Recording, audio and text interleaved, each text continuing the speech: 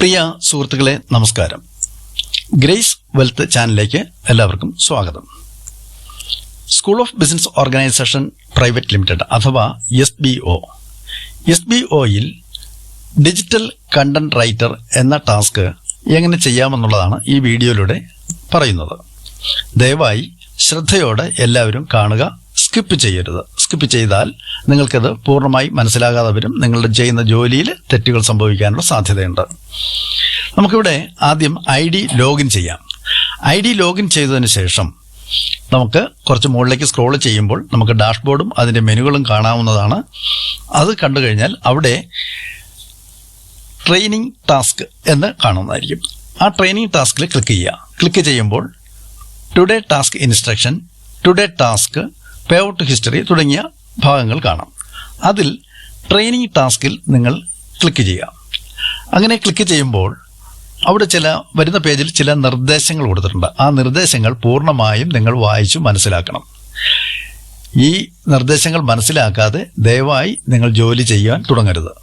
ഓരോ പ്രാവശ്യം ടാസ്കുകൾ ചെയ്യുമ്പോഴും ഈ നിർദ്ദേശങ്ങൾ വായിച്ചു നോക്കിയതിന് ശേഷം മാത്രമേ, അതിൽ പറയുന്ന പ്രകാരം മാത്രമേ നിങ്ങൾ ആ ജോലി പൂർത്തിയാക്കുവാൻ പാടുള്ളൂ.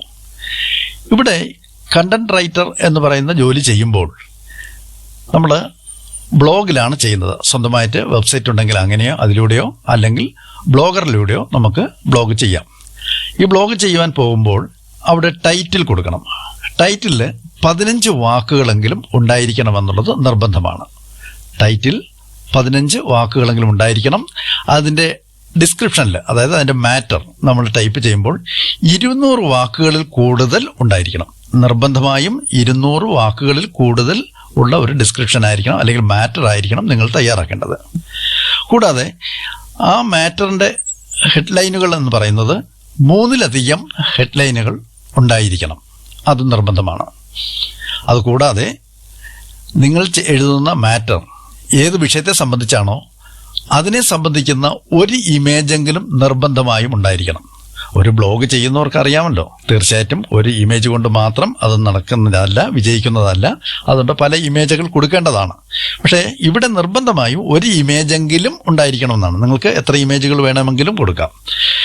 ഇതിൻ്റെ സ്റ്റെപ്പ് 2 പറയുന്നത്, സ്റ്റെപ്പ് 2 നമുക്ക് അഡൽട്ട് കണ്ടൻ്റായിട്ടുള്ള ഒന്നും ഉണ്ടായിരിക്കരുത്. അതുപോലെ തന്നെ പാർട്ട് ടൈം ജോലിയെ സംബന്ധിക്കുന്നതും ഉണ്ടായിരിക്കരുത്. രാഷ്ട്രീയപരമായിട്ടും ഒന്നും ഉണ്ടായിരിക്കരുത്. സ്റ്റെപ്പ് 3 പറയുന്നത് ഒരേ ടോപ്പിക്കിലുള്ള കണ്ടന്റുകൾ തന്നെ നിങ്ങൾ ക്രിയേറ്റ് ചെയ്തുകൊണ്ടേ ഇരിക്കരുത്. സ്റ്റെപ്പ് 4 പറയുന്നത് ഇതിൽ പറയുന്ന നിർദ്ദേശങ്ങൾ പൂർണ്ണമായി പാലിച്ചുകൊണ്ട് മാത്രമായിരിക്കണം നിങ്ങൾ ഒരു പോസ്റ്റ് ചെയ്യുവാൻ. ഈ കാര്യങ്ങളൊക്കെ വളരെ ശ്രദ്ധയോടെ നോക്കിയതിന് ശേഷം മാത്രം ജോലി ആരംഭിക്കുക. പിന്നീട് അവിടെ സ്പോൺസർ കീവേഡ്സുകൾ ഉണ്ടായിരിക്കും. ഈ സ്പോൺസർ കീവേഡ് അത് ഒരു ഡബിൾ കോമ കൊടുത്തിട്ട് ദിസ് കണ്ടന്റ് സ്പോൺസേഡ് ബൈ ബൈമോട്ട് ഷോപ്പിംഗ് ആപ്പ് എന്ന് തുടങ്ങി കുറച്ച് ഹാഷ് ടാഗുകൾ ഉൾപ്പെടെ അവിടെ കൊടുത്തിട്ടുണ്ടാകും. അത് മൊത്തത്തിൽ നിങ്ങൾ കോപ്പി ചെയ്തെടുക്കണം. കോപ്പി ചെയ്തെടുത്തിട്ട് നിങ്ങൾ ഇടുന്ന ബ്ലോഗിൻ്റെ, അത് പോസ്റ്റിൻ്റെ ഏറ്റവും താഴെ നിങ്ങളത് പേസ്റ്റ് ചെയ്യണം.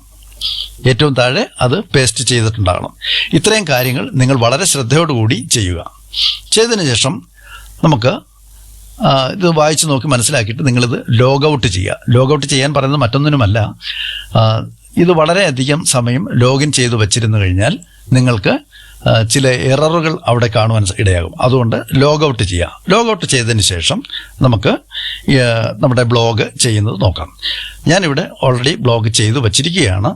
അതിൻ്റെ ടൈറ്റിലിൽ നമ്മൾ ഈ പറഞ്ഞ പ്രകാരമുള്ള 15 വാക്കുകളിൽ കൂടുതൽ ടൈറ്റിൽ കൊടുക്കുക. ഡിസ്ക്രിപ്ഷനിൽ 200 വാക്കുകളിലധികം വരുന്ന ഒരു ഡിസ്ക്രിപ്ഷൻ തയ്യാറാക്കുക. അതിനുശേഷം ഇമേജുകൾ ഒരു ഇമേജെങ്കിലും ഉണ്ടായിരിക്കണമെന്ന് പറയുന്നത് ഞാനിവിടെ പല ഇമേജുകൾ കൊടുത്തിട്ടുണ്ട്.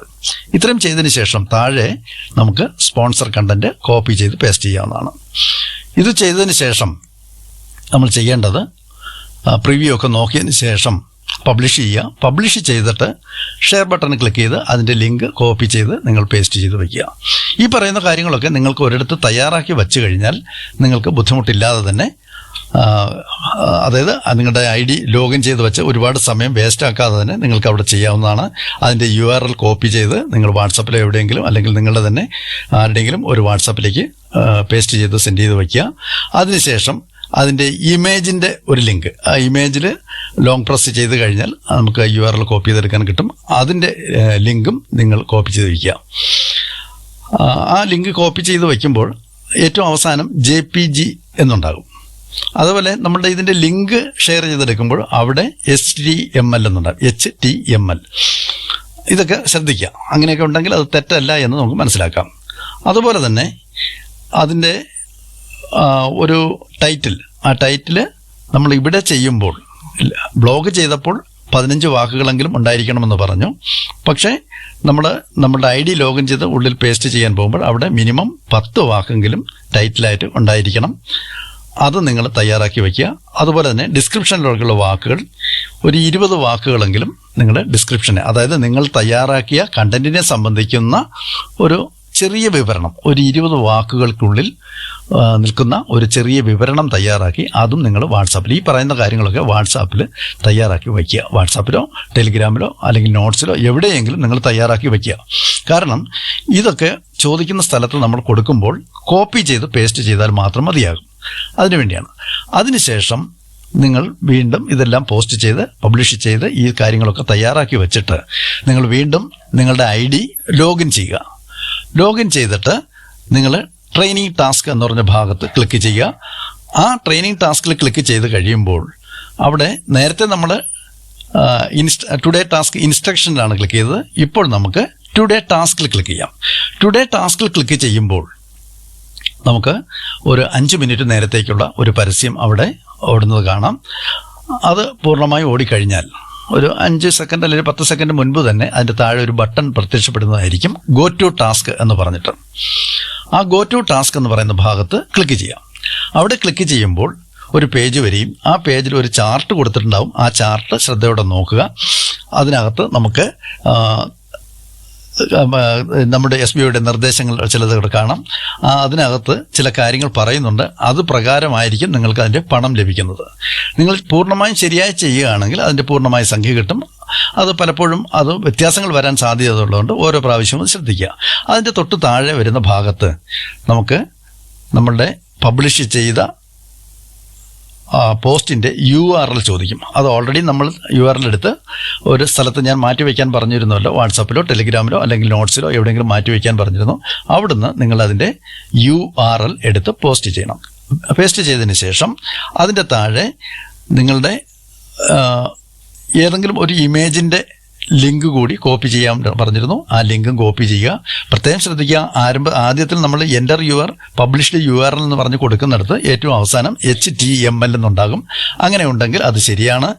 അതിൻ്റെ താഴെ നിങ്ങളുടെ പോസ്റ്റിൻ്റെ ഏതെങ്കിലും ഒരു ഇമേജിൻ്റെ URL കൊടുക്കാൻ പറയുന്നിടത്ത് ആ URL കോപ്പി ചെയ്ത് പേസ്റ്റ് ചെയ്യുക. അതിനകത്ത് ഏറ്റവും അവസാനം JPG എന്നും ഉണ്ടായിരിക്കണം.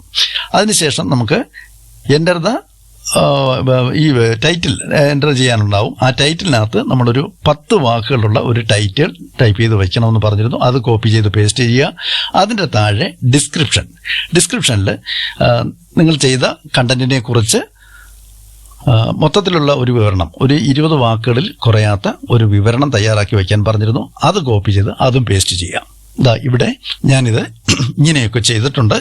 ആ ചെയ്തതിന് ശേഷം സബ്മിറ്റ് കൊടുക്കുമ്പോൾ നമുക്കത് സക്സസ് ആയി വരുന്നത് കാണാം. പൂർണ്ണമായും എല്ലാ കാര്യങ്ങളും ഹാഷ്ടാഗുകളും എല്ലാ കാര്യങ്ങളും ക്ലിയർ ആണെന്നുണ്ടെങ്കിൽ നമുക്ക് തീർച്ചയായിട്ടും അതിൻ്റെ പൂർണ്ണമായ സംഖ്യ നമുക്ക് ലഭിക്കുന്നതായിരിക്കും.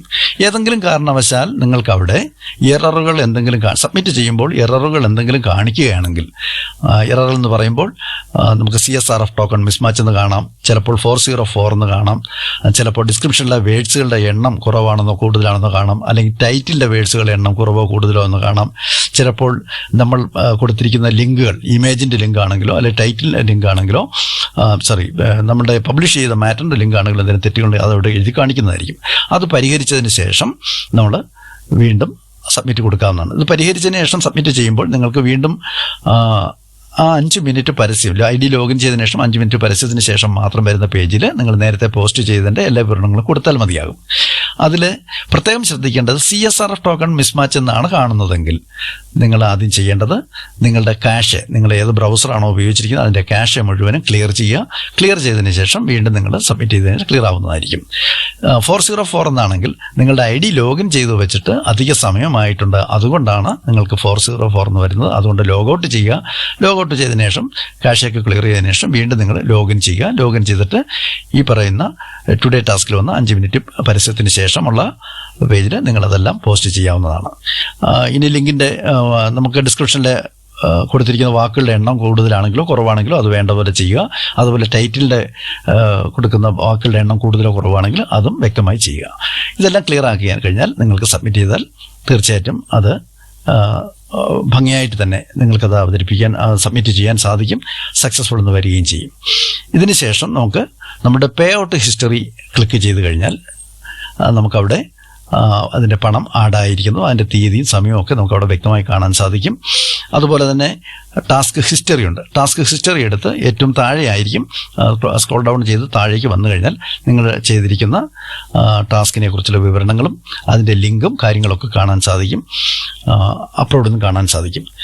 ഇത് അഡ്മിൻ പരിശോധിച്ച് നോക്കിയതിന് ശേഷം പിന്നീടാണ് പരിശോധിക്കുക. ആ പരിശോധിക്കുന്ന സമയത്ത് എപ്പോഴെങ്കിലും നിങ്ങൾ ചെയ്തതിൽ എവിടെയെങ്കിലും തെറ്റുണ്ടെങ്കിൽ നിങ്ങൾക്ക് ആഡായ സംഖ്യ, അതായത് നിങ്ങൾക്ക് ലഭിച്ചിരിക്കുന്ന സംഖ്യ നിങ്ങൾക്ക് കുറവ് വരുന്നതായിരിക്കും.